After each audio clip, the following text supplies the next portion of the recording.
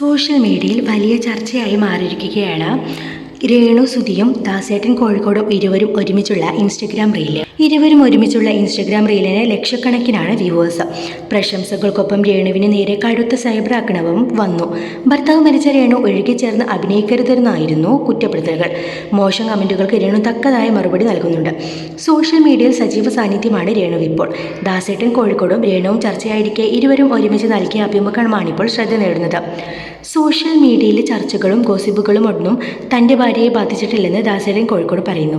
മഴവിൽ കേരളത്തിന് നൽകിയ അഭിമുഖത്തിലാണ് ഇരുവരും മനസ്സ് തുറന്നത്. എൻ്റെ ഭാര്യ ടീച്ചറാണ്, 3 പിള്ളേരുണ്ട്, 2 ആൺകുട്ടികളും 1 പെണ്ണുമാണ്. എൻ്റെ ഭാര്യ എന്നെ മനസ്സിലാക്കുന്നു, ഞാൻ ഒരു ആക്ടറാണെന്ന് അവൾക്കറിയാം. എൻ്റെ എല്ലാ റീലുകളും ഭാര്യയെ കാണിക്കാറുണ്ട്. അഭിനയമാണെന്നും ദാസേട്ടൻ ചൂണ്ടിക്കാട്ടി.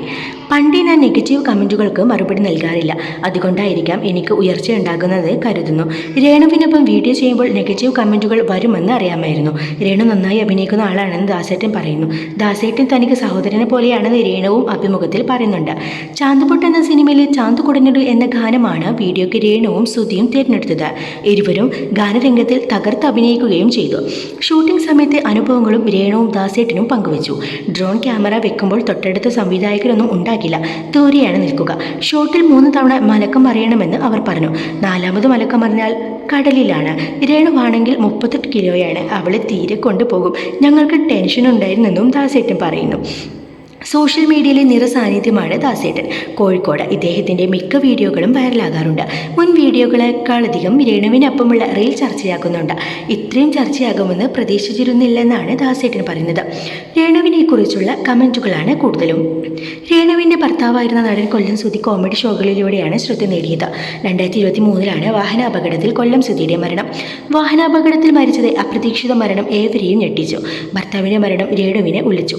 അടുത്ത കാലത്താണ് രേണു ഫോട്ടോഷൂട്ടും മറ്റുമായി സോഷ്യൽ മീഡിയയിൽ സജീവമായത്. കരഞ്ഞുകൊണ്ടിരുന്നാൽ ആരും തന്നെ സഹായിക്കാൻ വരില്ലെന്നും സ്വന്തം പ്രയത്നത്തിൽ ജീവിതത്തിൽ മുന്നോട്ട് പോകാനാണ് തീരുമാനമെന്ന് രേണു നേരത്തെ വ്യക്തമാക്കിയിട്ടുണ്ട്. മറ്റൊരു വിവാഹത്തിന് താനിപ്പോൾ തയ്യാറല്ലെന്നും സുധി ചേട്ടൻ്റെ ഓർമ്മകളിലാണ് ഞാനിപ്പോഴും രേണു പറഞ്ഞിട്ടുണ്ട്. സോഷ്യൽ മീഡിയയിലെ മോശം കമൻറ്റുകൾക്ക് മറുപടി നൽകാറില്ലായിരുന്നു, എന്നാൽ ഇപ്പോൾ മോശം കമൻറ്റുകൾക്ക് തക്കതായ മറുപടി നൽകാറുണ്ടെന്ന് രേണു വ്യക്തമാക്കിയിട്ടുണ്ട്. സുധി ചേട്ടനെ മറന്ന് മറ്റൊരു ജീവിതത്തിന് ഇതുവരെ തോന്നിയിട്ടില്ലെന്നാണ് രേണു പറയുന്നത്. രേണുവിൻ്റെ സോഷ്യൽ മീഡിയ പ്രൊഫൈൽ പിക്ചർ ഇപ്പോഴും കൊല്ലം സുധിയാണ്.